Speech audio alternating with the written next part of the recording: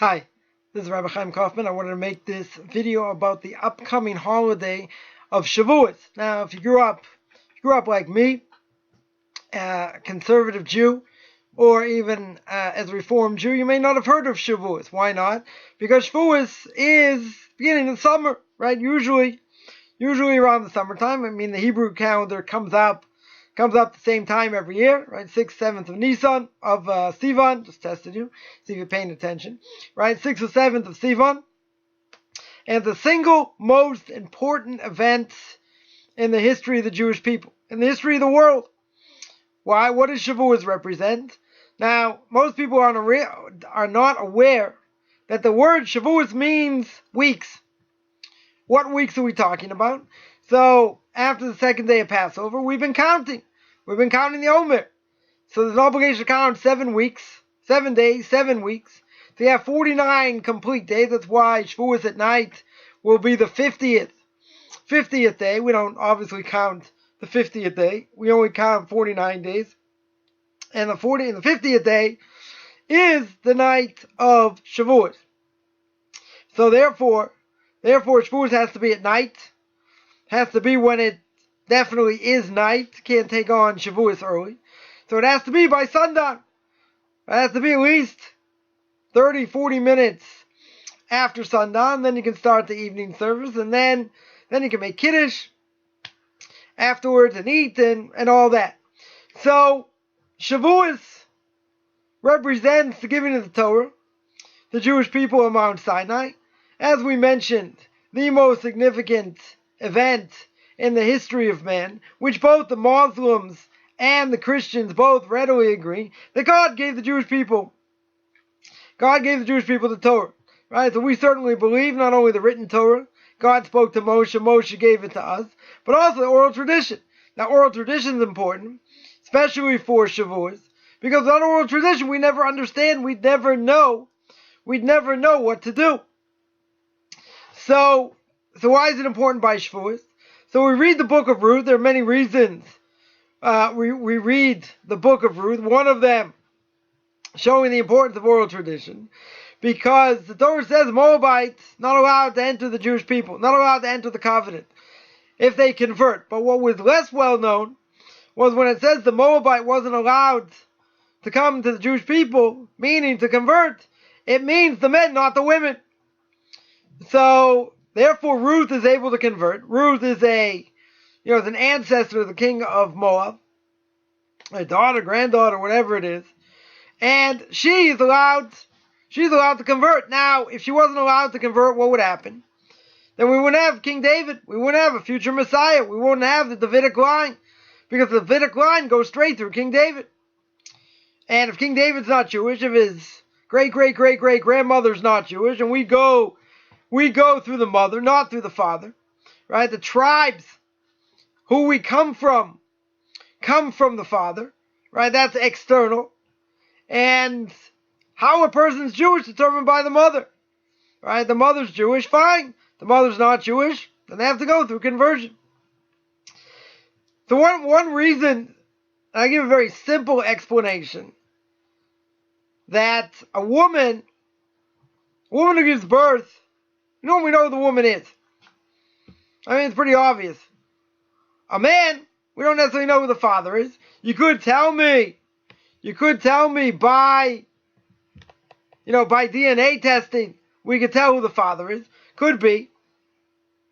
But at the end of the day, it's very significant we know who the woman is. Right? We know who the mother is. I'm not saying that's the only reason, many other reasons given as well. But the whole day of Shavuos celebrates not only giving of the Torah, written Torah, but the oral Torah. Right? We see by the book of Ruth. We see through the lineage of King David. So, now let's backtrack. If you look at Jewish history, right, we started with Abraham. Really, Noah, then to Abraham. Then from Abraham to Isaac, from Isaac to Jacob, from Jacob to the Jewish people. Right? Jacob to his sons. And then they end up in Egypt. And come out of Egypt miraculously. all the miracles through the plagues, etc. Jewish people go through the Red Sea. Right? They go through the sea. They live in the desert. God brings them out of Egypt in order for them to serve Him. So there's a difference of opinion among the commentators that when God spoke the Aseret Adibros, 10 Commandments, Exodus chapter 20, whether the Jewish people heard all of them or only the first two. Because what happened after the first one was such an unbelievable spiritual experience, they couldn't handle it, they died. God brings them back to life. Go through the second time, they die. God brings them back to life. The whole question, if it's only those two and then God spoke to Moshe, Moshe passed it down because it's too big of an experience for everybody else. Or they heard all 10. Right? Regardless of that, everybody agrees, and this has never been questioned, that God came in front of the entire nation. Now, the entire nation means that He spoke to 600,000 men between the ages of 20 and 60, not including women and children. So if you do the math, that's about 2 to 3 million people. So no other claim has ever been made. No other claim by any so-called religion has ever made such a claim. Right? JC did his miracles in front of a few people, if that. Muhammad, same thing. Wasn't done in front of a huge group. Right? So it's not verifiable. I mean, there are other issues as well we're not going to get into. Right? But it's totally not verifiable. Jewish people said, Nasev and Ishma. They said, we will do, then we will hear what we have to do. So God gave them the Torah in front of everybody. The entire world heard what happened and what God gave to the Jewish people. Now it's interesting that God gave the Torah on Mount Sinai. What does the word Sinai mean? The root is Samich Nun Yud or Nun Aleph. What does the root mean? To hate. So it's a mountain of hatred. But God brought His presence. Thunder, lightning, all these great things going on. What do you mean hatred? So the Talmud tells us, when God gave the Torah, the other nations hated the Jewish people. So you could ask a very simple question. The Talmud tells us that God goes to all the nations. He goes to Esav, and He says, you want the Torah? Esav says, what's written in it? God says, don't steal. What do you mean don't steal? What does Esav answer? The blessing we're given is that we're going to live by the sword. Sorry, not to kill. Right? They're told not to kill. So Esav says, but I'm supposed to live by the sword. That's the blessing. Now we're not interested. Goes to Yishmael, goes to the Muslims, Arabs, and says, you want the Torah? They say, what's written in it? It says, don't steal. What do you mean, don't steal? It says by Ishmael that he said it was a para Adam. He was a wild animal, and his hand was in the hand of everyone. Everyone's hand was in his. That's their nature. Not so PC to say, but that's their nature. They steal. So I said, if that's our nature, that's what's written in the Torah, we're not interested. So God goes to all the other nations. You want the Torah? What's written in it? This, that. Finished. None of the nations wanted. God comes to Jewish people, and He says, you want the Torah? They said, yeah. God said, you want to know what's written in it? They said, Nasev and Ishma. They said, we will do, and then we'll hear. We don't care. So you ask the question. The question is, if God went to all the nations, they reject the Torah. They come to the Jewish people. Jewish people say, Nasev and Ishma. So what's their complaint? Why did it bring this hatred from the nations upon the Jewish people? So let them keep the Torah. Let them be a part of things. The reality is, comes on the Ramchal, Rav Moshe Chaim Luzzatto, Zecher Tzadik Livrocha, may his name be blessed. He lived in the 1600s, wrote a magnum opus called Path of the Just. He wrote a book of Musar called Mesilas Yesharim. Everybody learns. He also wrote another book. He wrote many books, but he wrote another book called Derech Hashem, The Way of God, incidentally. Gave a class on that for a year and a half. It's on my subscription website. Anyone interested can let me know. But it's a book about why God created the world, the purpose of man, reincarnation, spiritual forces, and how they work. So what did God do? So what does the Ramchal say? The Ramchal says that anyone could have joined Abraham and been part of the Jewish people. So they could have been elevated if they wanted to be. But there was a certain time limit, the Ramchal says. So because there's a time limit, they're only given, X amount of years or whatever it was in order to join the Jewish people. Now that got extended a little bit. That got extended by the giving of the Torah, by the Jews coming out of Egypt. Right? There was still a little bit of time left if they wanted to be part of the Jewish people. Once God gives the Torah, the Jews say, Naaseh v'nishma, that's it. Anyone who wants to be part of the Jewish people and wants to keep the mitzvahs, etc., they have to go through conversion. Now, someone once told me, many years ago, they said, well, had I been there and I was part of that generation, my great-great-great-great-great-great-great-grandparents' generation, I never would have rejected the Torah. I was like, that's very good, but it doesn't matter. Since the nations reject the Torah, they're not interested in the Torah. So a person now wants to reclaim that, they have to go through conversion. Which makes the question stronger. A non-Jew doesn't want to convert, that's fine. Right? There are many reasons why non-Jews don't end up converting. Could be a spousal issue, could be a money issue, could be they can't move. It could be it's too hard. They didn't realize what they were in for, whatever. A very small percentage, probably less than 20%, will start the process, even if they're accepted by a rabbinical court, actually finish the process. Right? For any myriad of reasons. So that being said, a non-Jew comes along, says, I can't convert, I don't want to convert, I still want to eat shrimp, whatever it is, they come along and say, I want to do some other mitzvahs. I want to put up a mezuzah. I want to wear tefillin. I want to keep Shabbos.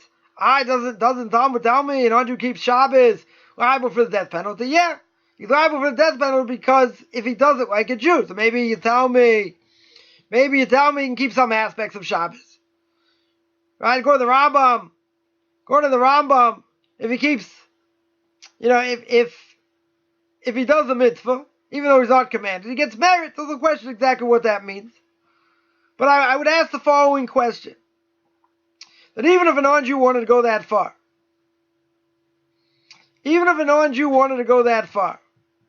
why don't we just say that Torah is given to the Jews, and if you look at Exodus chapter 20, there's a command to keep Shabbos.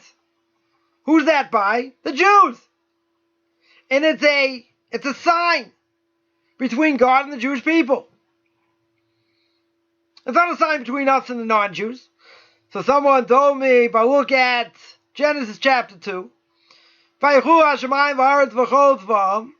finished creating, and he creates Shabbos, and he makes seventh day a rest day, that we should rest, but it's only solidified by the Jewish people accepting the Torah. So that being the case, someone said, look, God gave the Torah to everybody. God gave Shabbos to the entire world. But that's not true. As I always say, look at context. The Torah says that God rested on the seventh day. Did he say anything about who's commanded to rest on the seventh day? Does he say anybody can do it? Right, just in case you think I'm blowing smoke over here. Right, let's read it. Chapter 2, thou seven of the earth finished all their array. By the seventh day God completed his work, which he had done. He abstained on the seventh day from all his work, which he had done. God blessed the seventh day, sanctified it, because on it he abstained from all his work, which God created to make. Is there a command to keep Shabbos at this point? No. It's talking about creation, the end of creation. What does God do on the seventh day? He rested. And he gave this idea, put it in the world, called Shabbos. So when does it get solidified? To keep Shabbos. So we see in Exodus chapter 20, even before the command of Shabbos is given, right? Certain commands of Shabbos are given. But if you go to Exodus chapter 20, verse 8, remember the Sabbath day to sanctify it. 6 days shall you work, you accomplish all your work. 7th day of the Sabbath to you. To Hashem, your God, shall not do any work. You, your son, your daughter, your slave, maidservant, your animal, convert within your gates. 6 days Hashem made the heavens and the earth, blah, blah, blah. Therefore Hashem blessed the 7th day and sanctified it. Who's that for? For us. For the Jewish people. So you're going to say, well, maybe speaking to someone else. Can't say that. Go to the beginning of chapter 20. Verse 1, God said all these statements saying. This is the Aseret Dibros. Who's he talking to? Right? These are 10 commandments. Who's he talking to? The Jewish people. He's not talking to non-Jews. So I'd ask any non-Jew out there, yeah, you're going to tell me. You're going to tell me this is what the Rambam says. And they can keep, they can keep other mitzvahs. And they'll get married for it. But the Talmud says that they keep Shabbos liable for death penalty. So they'll say, okay, I'm not going to keep it like a Jew. I'm for sure not going to keep it like a Jew. I'll do things to break it. But I want to enjoy. There are certain things I want to refrain from. Is there something inherently wrong with it? According to what we said before, there should be. Non-Jews didn't want the Torah. They weren't interested in the Torah. And now all of a sudden you come back and tell me, I want in, why should you have a portion? In my language, it's called the ultimate in chutzpah. It's chutzpah because you rejected it, you weren't interested in it, and all of a sudden you want to part? So I would say no. You're not allowed to participate. Either stay as a non-Jew, or convert. Can't have the best of both worlds. Right? It certainly doesn't work. A lot of reasons for it. Doesn't matter. We're not going to go into it. But the point is, the Torah is given to us. Torah is given to the Jews. So anybody wants to be part of it, whether they can prove lineage or not, right? If they can't prove any lineage, even though they may be Jewish, then they have to go through conversion. So up until a certain point, the Ramchal says, anyone who wanted to join could have joined. But once that time period is closed, it's sealed off, what happens? You have to go through conversion. Finished. And so explains the Ramchal. So now let's get back to the original question. The original question is that they rejected the Torah and the nations aren't interested, so why should they hate the Jews? Why should that bring hatred to the world? Because think about it. The Jews are now called the chosen nation. The Jews are given something no one else has. So when a person doesn't have something and now they, well, I really want it, and you say, well, I can't give it to you, and I'm not interested in selling it, not for any price, the person's going to get upset. I mean, depending on how badly they want it. As we say, Maim Genovim Yimtaku. Stolen waters are the sweetest. When it's something I can't have, that makes the desire much stronger to want it. So you can say, well, the non-Jews hate. We're not talking about super Noahides over here, or regular Noahides. We're talking about non-Jews who hate Jews. Right? They're not interested in liking Jews. They hate Jews. And they hate the Torah and what it stands for. But why should that be? Some people now want to be part of it. A lot of people will say, well, why do we hate it so much? Because they'll say, you killed our Savior. You killed JC. Well, so what? Maybe true. So now you're going to suffer for killing our Savior, blah, blah, blah. And that's why God has turned his back on us. God forbid for that reason. I mean, simply, when we don't do the right thing, you go through Tanakh. Jewish people do the right thing, everything's good. Do the wrong thing, people get killed. People get slaughtered. So the hatred, even though it's given on Mount Sinai, one explanation is that God gave the opportunity to draw close to him. To be a part of him in a certain way. So if we have that opportunity, and we do it to the best of our ability, good. Then people will say, thank God his Rebbe taught him Torah. Thank God his parents taught him Torah, because he's doing the right thing. He's going in the right direction. But if he doesn't, and he doesn't care, and he scoffs at the rabbis, and he makes fun, then the end result is they're going to hate. They didn't want it in the first place. They weren't interested. See, but now you got this added element. Right? Maim genuvim yimtaku. Now it's much sweeter. Even if they don't want it, what's the point? The idea is, you want to tell me you're now chosen. That sounds a little bit arrogant. Well, I didn't say it. Torah tells me. God said it. Through Moshe. So we're chosen in the sense we chose God, He chose us. But we have to uphold what He told us to do. If not, then we're no different than any non-Jew. A Jew without a Torah is worse than a non-Jew. In many ways. So, just like here in the state of Israel, we have more people learning Torah. Certainly not the level, but you have more people learning Torah today than the time of the Second Temple. Still in Israel, there's a tremendous fight against Torah. Right? Through the secular, they'll do whatever it takes to try and uproot Torah. That's their goal. That's been their goal since day one. Right? You read The Jewish State by Theodore Herzl. Makes clear he wants a state of Jews, not a state that's run by Jewish law. That's for old-timers. That's for medieval people. That's for backwards people. And that's what they're taught. So you have generations of Israelis taught that it has nothing to do with anything. You know, and all this stuff about Jewish history doesn't really mean a whole lot. So they make fun. They scoff. They go travel the world. You know, go hiking in India, Tibet, and all these places. Try and find quote-unquote religion. When it's really in their back pocket. So they don't really know. They don't have an idea, you know, of what it is.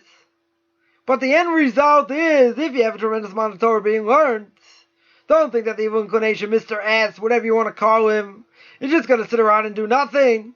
Because the reality is we're living in the time of the Messianic era. And Mr. S is on his last legs. Right? He knows he's going to get slaughtered soon. Just a matter of when. So at the end of the day, what happens? You have a tremendous amount of Torah being learned. But when you have the greatest good, on the other side, you have to have evil. That's the offset to a certain extent. So the land of Israel is, if you look at it, it's two extremes. It's the ones who are fervent and keep Torah trying to keep Torah at the highest level. And you see they're the only ones that can pass Torah down. Because we mentioned many times in these videos that Reform conservatives don't have any chance whatsoever passing Judaism down because of 70% or more intermarriage rate. So when that happens, it's game over. And even among those 70%, 80% of those children do not get an education, meaning a Jewish education. So how in the world are they going to be able to perpetuate themselves? They can't. It's finished. Doesn't matter how many synagogues are left and how many people are there, and they have the numbers, but the numbers are disappearing. In other words, if a male Jew marries a non-Jew, his kids aren't Jewish. And most of the synagogues are made up. These Reform and conservative synagogues are made up of these non-Jews. So it's one generation. Finished. The buildings may stand, but eventually they'll get sold. Eventually people are going to leave because you can't pass it down. So the joke in Israel is, the synagogue I don't pray in is Orthodox. So where you have the greatest amount of purity, of Torah, of learning, At the same time, you're going to have people fighting very strong against it. Now, logically speaking, I would think that doesn't make a whole lot of sense. Because at the end of the day, the ultra-Orthodox, doesn't matter how they're portrayed in the news, and we're our own worst enemy, but we just want to be left alone. We want to be able to learn. We want to be able to, sustain our families, give them good values, and not be subjected to all these different things. So then the secular will say, oh, carry the burden, do the army, this, that. We want to be separate. Right? We don't want these outer influences, bad influences. You go say, oh, but if we don't do the army, then Syria will come invade, God forbid. You need a standing army. True. But they have enough people in the army. They don't need more people. It's just an excuse. I watched my video we did on Tanakh talk about doing the army. Why ultra-Orthodox Jews don't do the army. Be that as it may. If a group of people dedicate their lives to Torah, dedicate their lives to be upstanding Torah Jews, try and be rabbinic scholars, learning as much as they can. Now someone else grew up secular, doesn't know anything from their life. They're going to think you look down upon them. Now the truth is, we just want to be left alone. It's not about we're interested in starting a fight. You want to desecrate Shabbos for a song contest. You want to have a gay parade in the holy city of Jerusalem. That's a provocation. You're going to say live and let live. Separation of church and state. Well, it doesn't work that way by Jews. Certainly not in a country run by Jews, especially their own holy land. Because when things go astray, things go wrong, they do the wrong thing in the palace of the king, payback could be unbelievably severe. So the secular Jews will say, you gotta be like us. You gotta be a regular guy. You gotta do what everyone else does. You can't just sit in your own enclave. They make us out to be like monks. We're sitting in ashrams all day going, Obviously not the case. Certainly plenty of people work, not sucking off the state as they may think. Even so, the reality is that we're not interested in starting a fight. You want to go against us because of what we represent.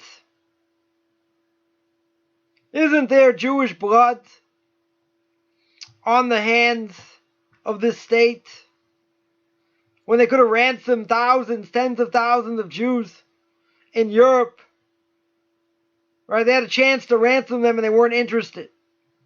They didn't want, quote unquote, old European Jews bringing their old European values to the new Israel, to the new Israeli. They weren't interested. They let them die. This is very well documented, not something, I'm just pulling out of my elbow over here. So, when you have ultra-Orthodox Jews saying, we want these stores closed on Shabbos, we want to keep the status quo, they say, Kfiat Datit. It's coercion. Religious coercion. They say, why can't we do what we want? So do what you want, but don't make a provocation. Don't open up streets and this and that as a provocation against us. Say, why can't I go to the beach on Shabbos? You want to figure out a way to go, so go. Does that mean everything should be open? Tel Aviv should look like downtown Miami?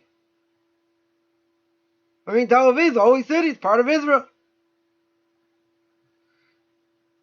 Does the person feel different when they go in Tel Aviv and when they walk downtown Jerusalem? Absolutely. It's like walking into another planet.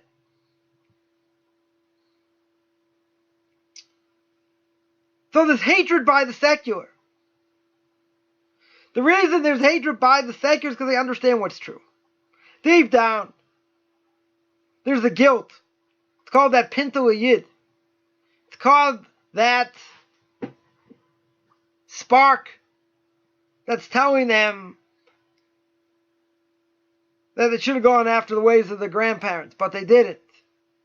And they chose not to. It was about guilt. And the rest of the nations, they can say, I could care less, I want to eat pork, I want to do this. But why the hatred? So we can see anti-Semitism has no reason to it. We see that Esav sones Yaakov. You can say, well, Esav, the Western world, hates Yaakov. Look what Yaakov did to him. Okay. I have seen my videos on that, what it means, how he quote-unquote stole the blessing. But the hatred is there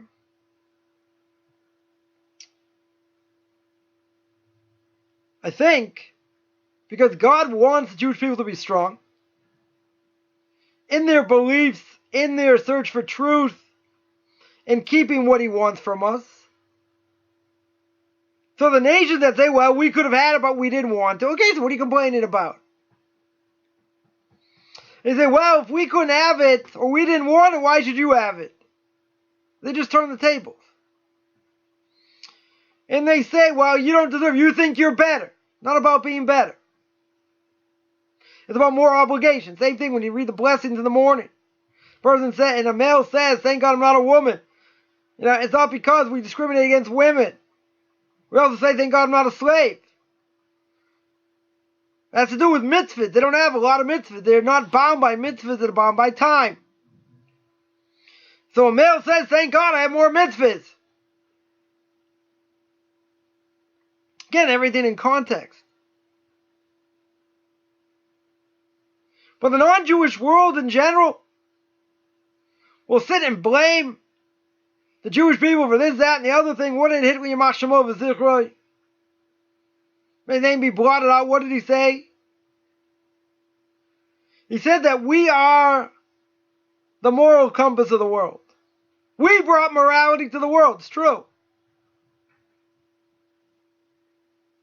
So what did he try and do? Obliterate it.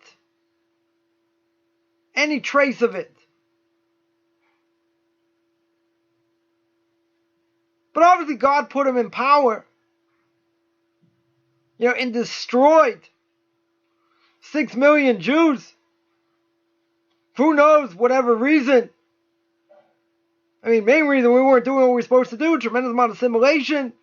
Other things going on. I'm not saying that's the only reason. But you need somebody like him to come along and say, you want to be like us? You're different. And I'm going to make sure that everyone knows that you're different and no one's going to care. We're going to try and obliterate you. So Jews were scapegoats.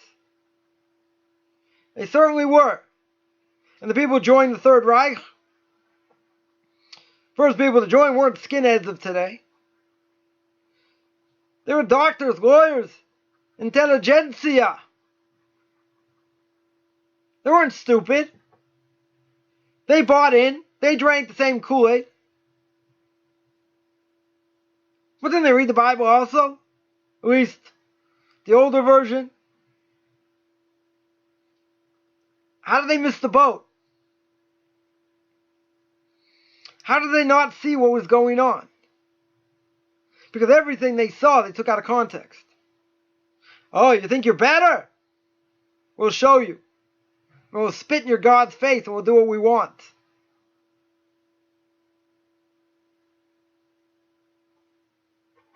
But see, when you're given the greatest gift, I would think, people standing around would say, wow, what a great thing. But see, they don't do that. They show their true colors. by being absolutely jealous. So people will say, what do you mean? Non-Jews are jealous? They say, wow, we wish we had more mitzvahs. We wish we couldn't go to more ball games, drink beer and have a lot of fun and all this. Maybe that's what you'll tell me. I mean, how many non-Jews do we know walking around today saying, boy, are we jealous of the Jews? Do we wish we could do so much more and live restricted lifestyles? I don't even know if Jews want to do that. Right? Most Jews aren't interested in that. So where does the hatred come from? So imagine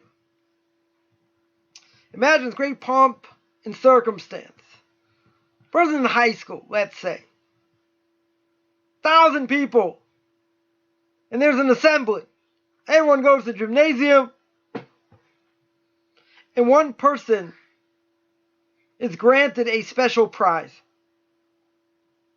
Beautiful! In all its splendor and glory. And this person's put up on a pedestal. And the lights dim. The bright light comes out. Kind of like Johnny Carson in the day. Dun, dun, dun, dun, dun, right? The person comes strolling out to accept this magnanimous gift. So you got 1,000 people standing there, sitting there, whatever. You don't think some of them are a little bit jealous? Oh, this person didn't deserve it because of this. Or this person didn't deserve it because of that.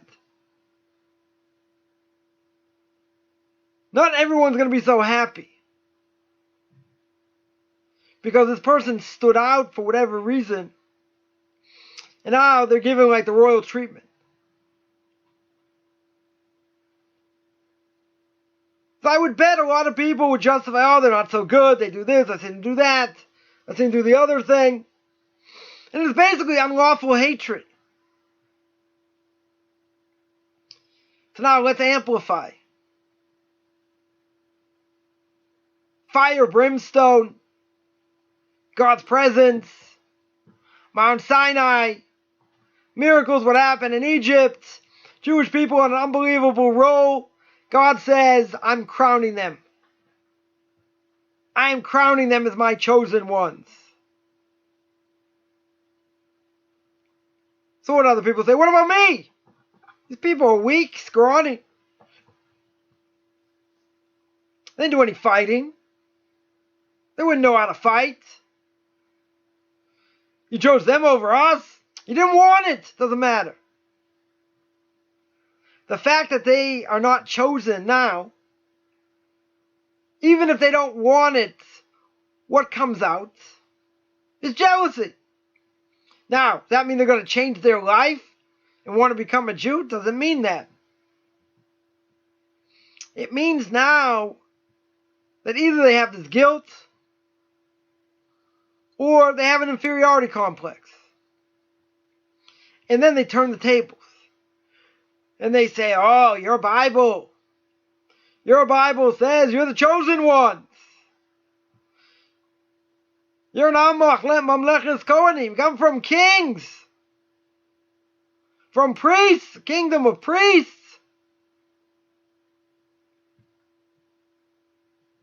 Do you think you're better? You think you're better than me? I'm stronger than you. We got more people than you.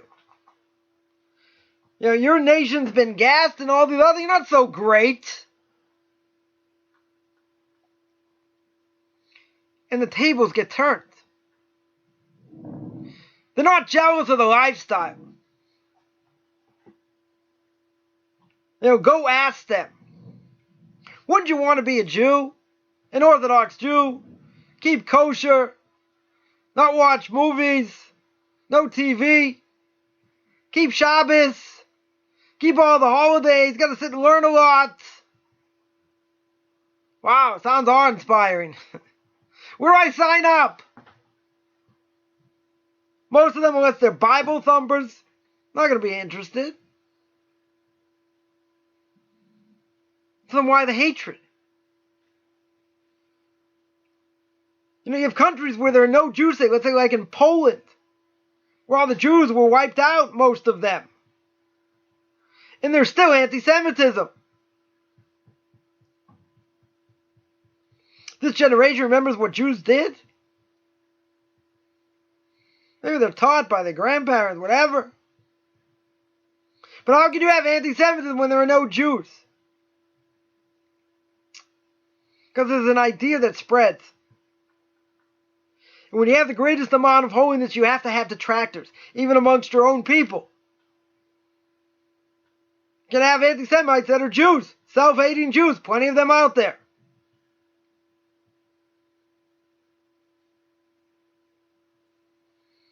It's not that the non-Jews say, oh, we got a raw deal. First thing they're going to say is, oh, you think you're better? You killed our Savior? This isn't what it means. Take it out of context. You took what's rightfully ours. Right, then you get the Arabs saying, no, the land is ours. They never lived here. There was never a nation here. That would have been proven historically. These so quote-unquote Palestinians never existed. But they perpetuate the lie. And all the others perpetuate the lie. They say, oh, you put yourself on a higher pedestal. You think you're better. Torah doesn't say you're better. Torah says you're chosen. It means you have more obligation. So they're not going to be interested. They'll give you Webster's fifth definition. And they'll say it doesn't matter. I don't want to be part of it. You're different. You're right. Torah makes us different. We don't eat the same things. We don't keep the same holidays. Isn't that what Haman said to Achashverosh in the book of Esther about this nation? Let's wipe them out. There's an inherent hatred. Started with Esav and Yaakov. Continued with Mount Sinai. It continued with Jews learning Torah, wanting to be left alone and being smacked around by Jews and non-Jews. Does that lessen the fact that the Torah is true? No. But see, that's what the essence of Shavuos is. Because what do we do on Shavuos? We celebrate the giving of the Torah. We stay up late at night. We stay up because God had to wake us up when He gave the Torah. So now we have to fix that up. And now we have to learn all night and say, well, God's not going to wake us up. We'll be awake already. So it's about commitment to Torah. It's about putting our enemies aside and say it doesn't matter. You want to hate us? You want to be jealous? Even though you don't have a clue what it means, what the Torah is, how's that supposed to affect us? It's not. You know, God gave us a Torah. We have to uphold it. We have to keep it to the best of our ability. If we don't, then we're worse than a non-Jew. But the hatred itself that's out there, so we should be whistling Dixie. We have Torah, we have mitzvahs, we have cheesecake to eat on Shavuos. We stay up all night. We drink a lot of coffee and soda and whatever. Showing commitment to love of Torah. That we want to continue in this way. There are a lot of detractors out there. Plenty of anti-Semites that hate Torah for what it is. And they'll say the rabbi's this, the rabbi's that. We don't have to hold by them, and they'll spew their venom. But they always say, if you don't look at things in context, how can you really know? So the lies are perpetuated. And there's always going to be that hatred.